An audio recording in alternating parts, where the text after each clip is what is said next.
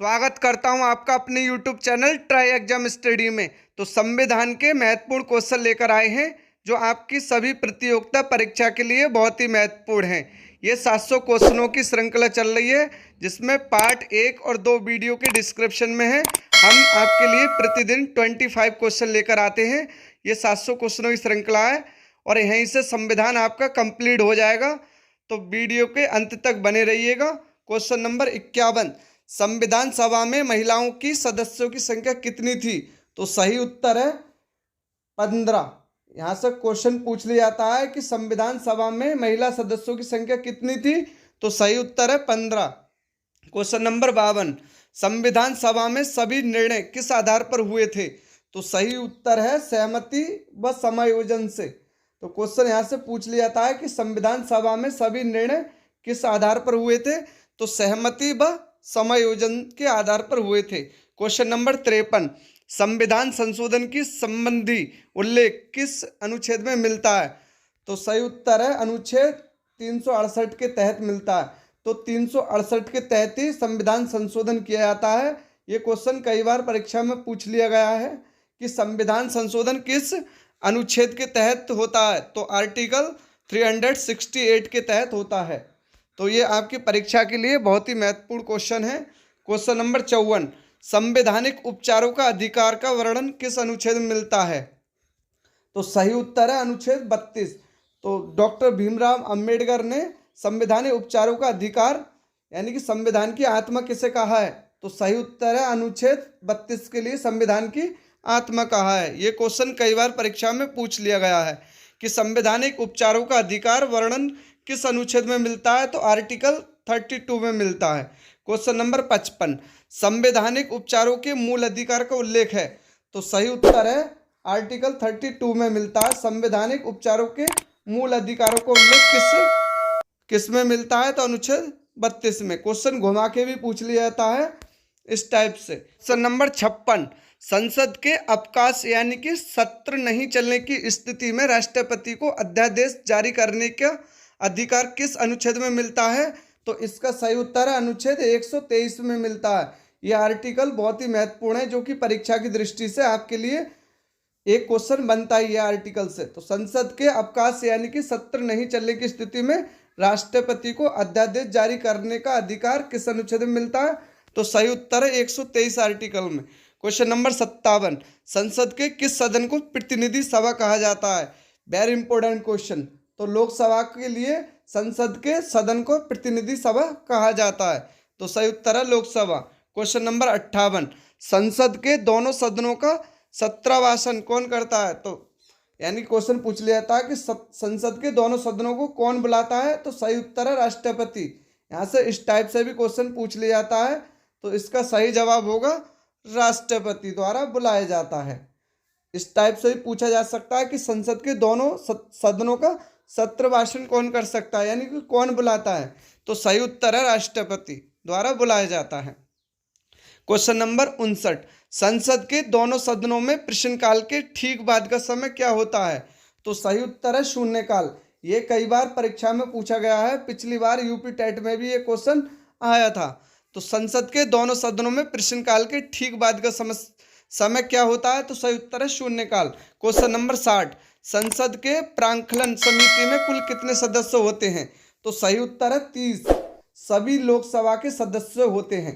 Question यहाँ से पूछ लिया था कि संसद के प्रांगण समिति में कुल कितने सदस्य होते हैं? तो सही उत्तर है 30 सदस्य होते हैं।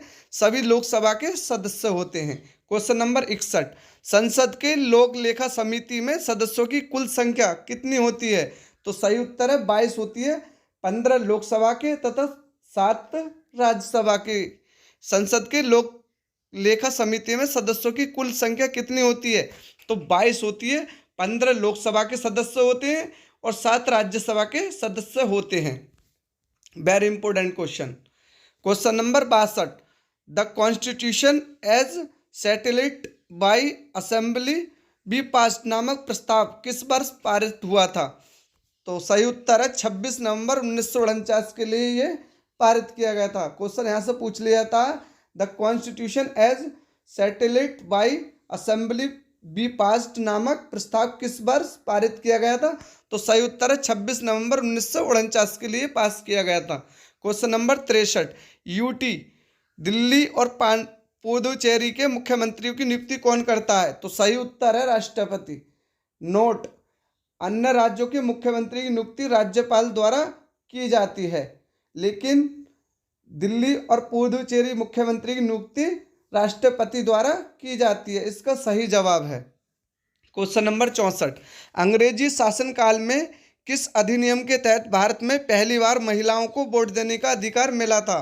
तो इसका सही उत्तर है मॉन्टेग्यू चेम्सफोर्ड सुधार अधिनियम 1919 के तहत अंग्रेजी शासनकाल में किस अधिनियम के तहत भारत में पहली बार महिलाओं को वोट देने का अधिकार मिला था? तो मॉन्टेग्यू यानी कि मॉन्टेग्यू चेम्सफोर्ड है, जो कि अधिनियम 1919 के तहत आया था। तो इसका सही जवाब है 1919 के तहत।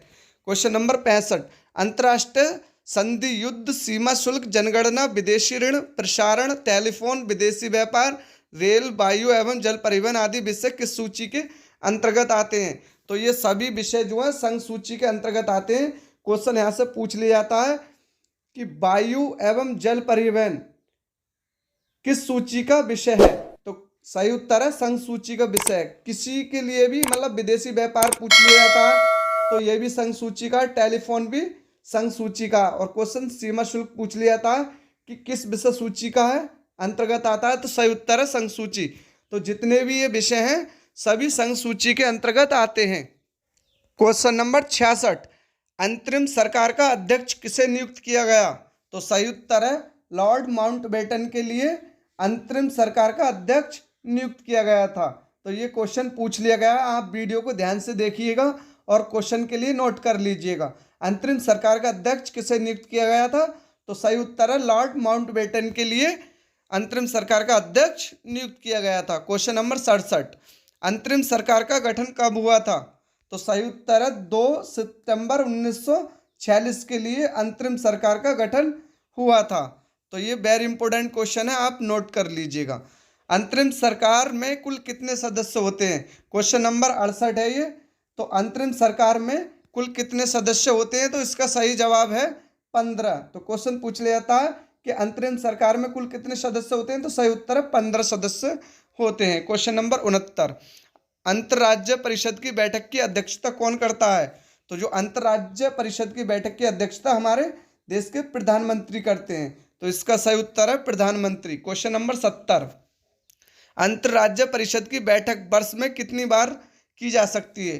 तो सही उत्तर है 3 बार ये बैठक आयोजित की जा सकती है। तो अंतर्राज्य परिषद की बैठक में वर्ष में कितनी बार बैठक की जा सकती है? तो सही उत्तर है 3 बार।